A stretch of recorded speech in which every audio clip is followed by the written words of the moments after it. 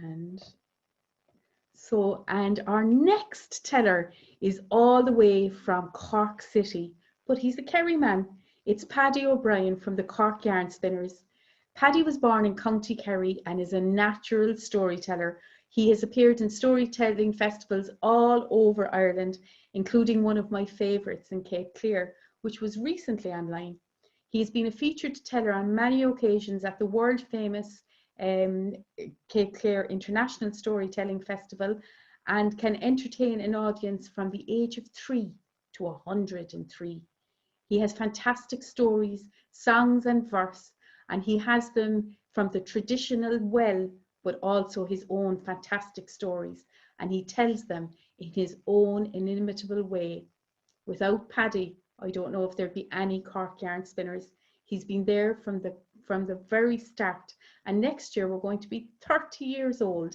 But Paddy has been in it since the cradle. That's all I can say to you there. So I'm going to unmute Paddy now. I just have to find him first. Here we go. So I'm muting Paddy. Come in, Paddy. Yo girl, how's she cutting? Very good altogether. And You have me. Yeah, I'm looking forward to what you're going to be telling us tonight. So take it away. I will. I'll do a very slight preamble, Maria. Anybody with a bit of good eyesight now can see that I'm inside in a camper van. The stars behind me aren't the stars of the sky, they're the stars of one of my blankets. And if you'll see me swatting at things there, that's the midges. There's one on your nose now, because you're on full screen here. So I'm in South Kerry in the beautiful Sneem that you know from the stories as well. So I'm going to do two stories for you, one in verse and one just a story, and they're totally different. So the first story I'm going to do is a love story. And welcome to the people from across the water, from way over in Newfoundland. The lovely Irish language name for Newfoundland is Tallavaneshk, the land of the fish. How good is that? And my first story tonight has a strong seaside connection. I heard this story a good few years ago. It was set in England. I heard it in prose, and it stuck in my head. I liked it, and I moved it into Kerry, and I also made it into verse. Delighted to see a lot of the lads from Newfoundland recently teaming up with us on Cork Yarnspinners. They're into their recitations. So here's my own recitation that I wrote. It's a love story called The Red Scarf. Dennis O'Connor. That's Dinny Jim Dan, a young lad from Old Dingle Town. At football or fishing, he was the man. At both, he'd won fame and renown. When fishing at sea, he felt wild and free, and at football, he'd yet to be bet. And all were agreed that with skill and with speed, he'd put ball or big fish in the net. At a dance in the Grove, he met Mary O'Shea, and he knew from the moment they met that this beautiful girl had his mind in a whirl, and his heart was ensnared in her net. All around his home place, it was plain from his face that Dennis was smitten for life, and the people would say that Mary O'Shea would make him a gorgeous young wife. Law and Droleen, they strolled down the Boreen. The ran music still rang in his head. As he held her tight on that bright moonlit night, he said, "Tell me the day we'll be wed." He gave her the ring.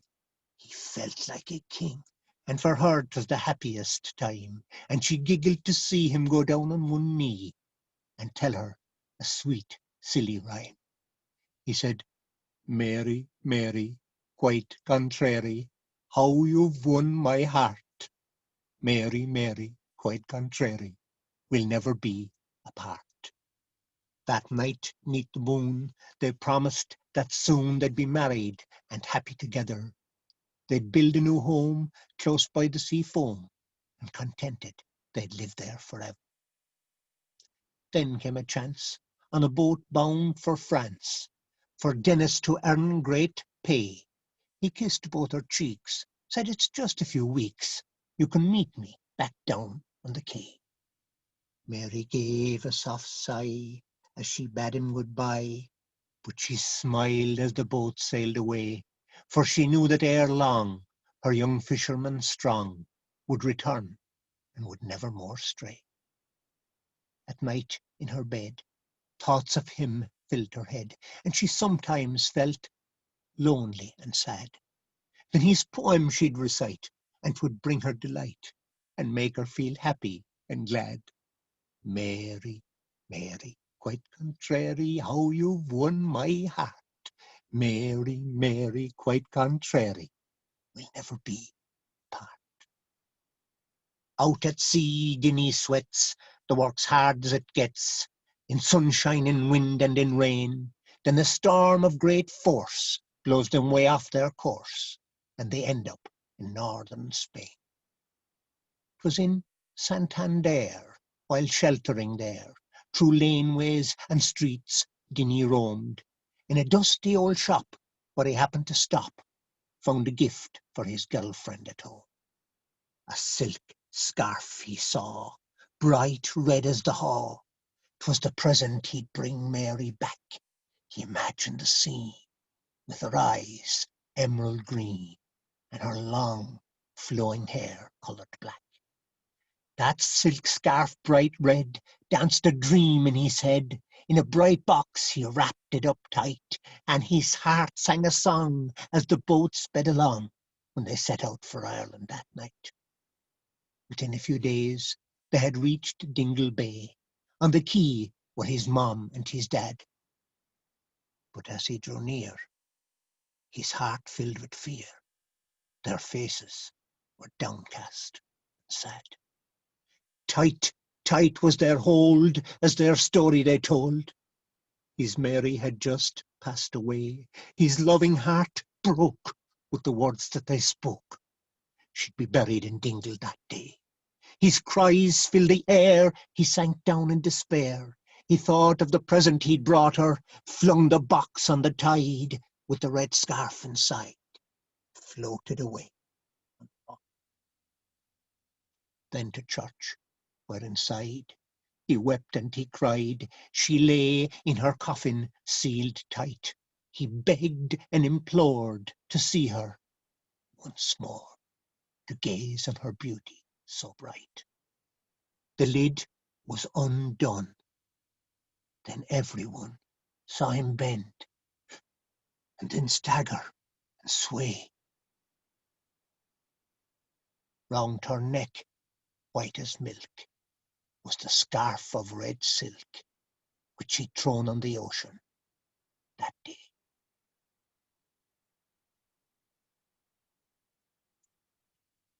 That's the sad story.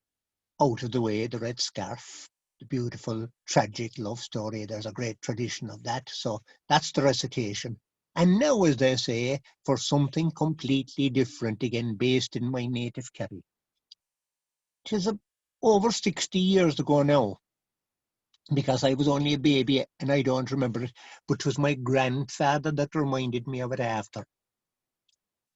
A woman by the name of Noni Vikilhamash, she died suddenly. Now, that's tragic, but in this case, it wasn't that tragic, because Noni was 93 when she died, and she was never sick a day in her life, and she just woke up one morning dead. So, over there in Newfoundland, with all your contacts with Ireland and with Scotland and this side of the world, and you have similar customs and all as us, that when the person died, there's always the tradition, and it's still strong in Ireland, to have a wake. And the wake where people would stay up with the dead person on the night of their death and have a kind of a party and see the person off into whatever is beyond the great mystery of death.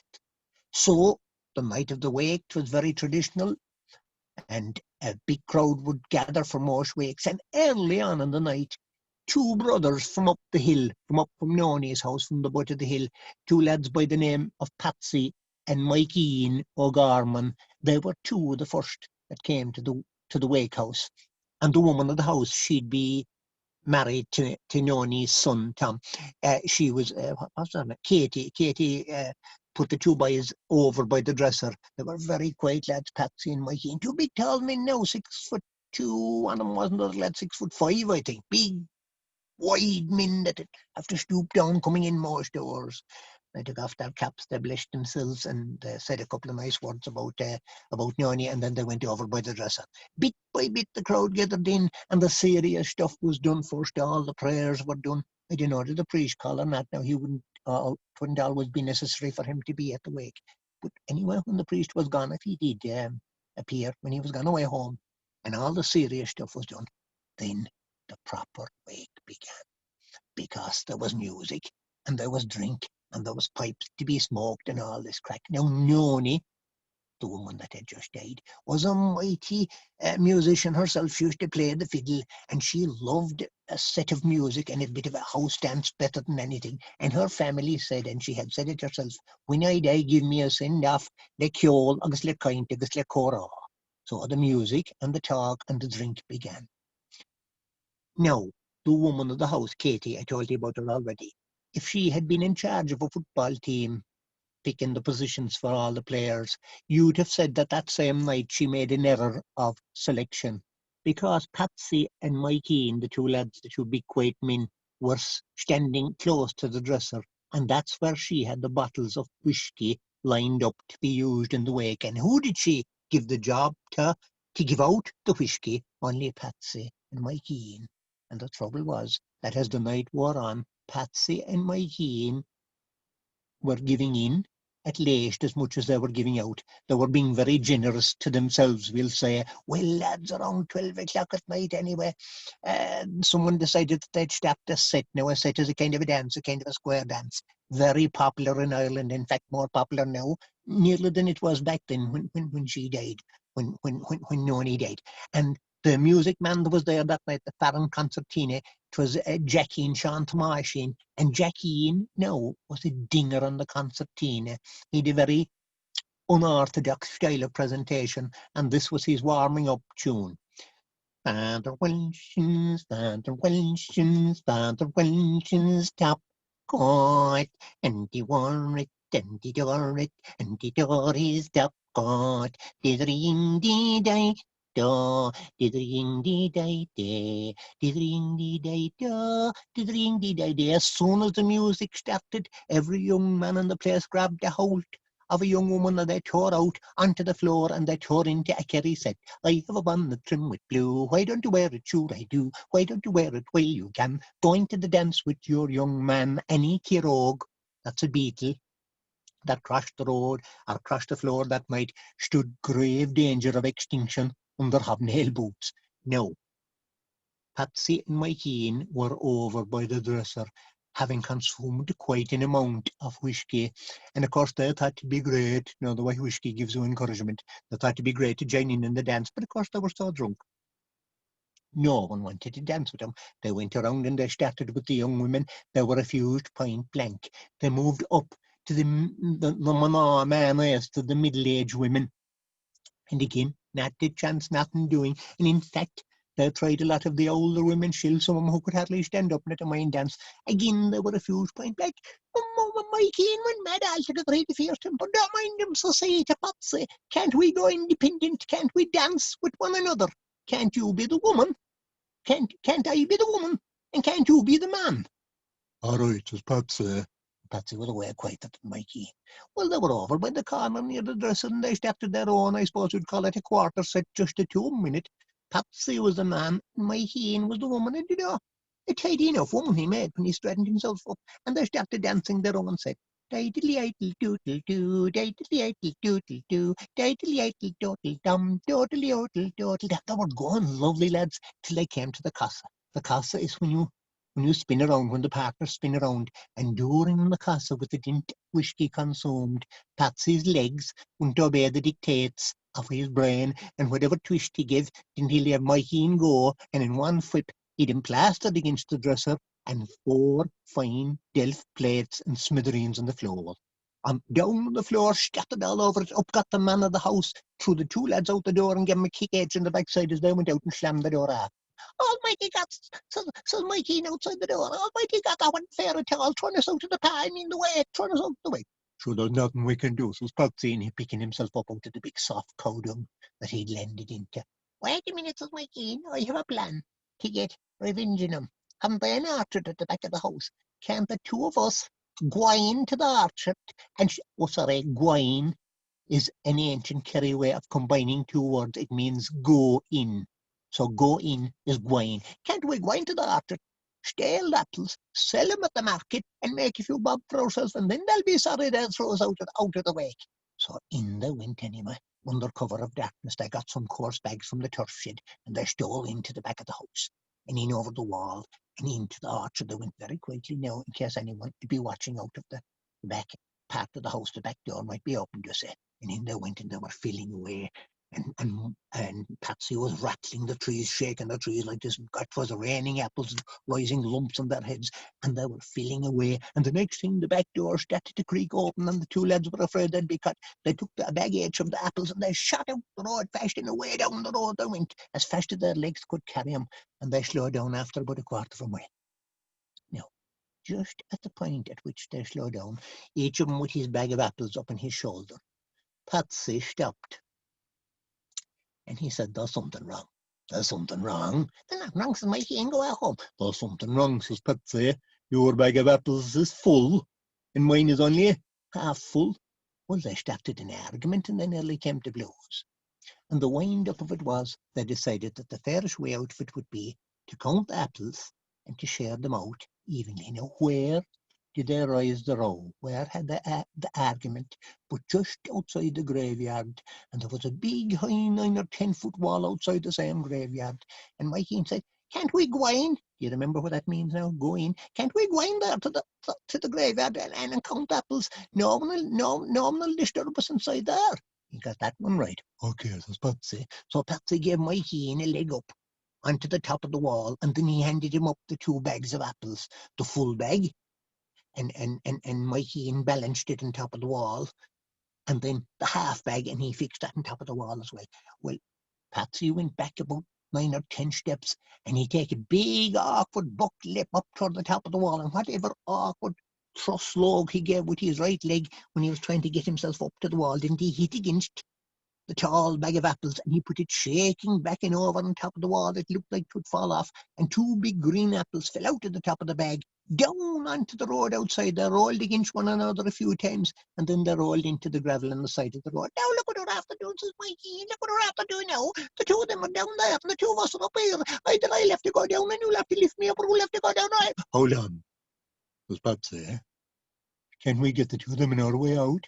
Oh, all right, says Mikey. The shortest sentence he ever said in his life. In they went anyway to the graveyard, and they found one of them old-fashioned kind of tombs or crypts, I think they're called. Anyway, it was a flat yoke like a concrete table with small square doors at the 2 ends of it, and the top was just flat and nice like the table, like I said, and they tipped out the 2 bags of apples on top, and they made a pyramid of apples on top of the grave, of the tomb. And Patsy was given the job of counting them. And the counting went something like this. 1 for you, and 1 for me.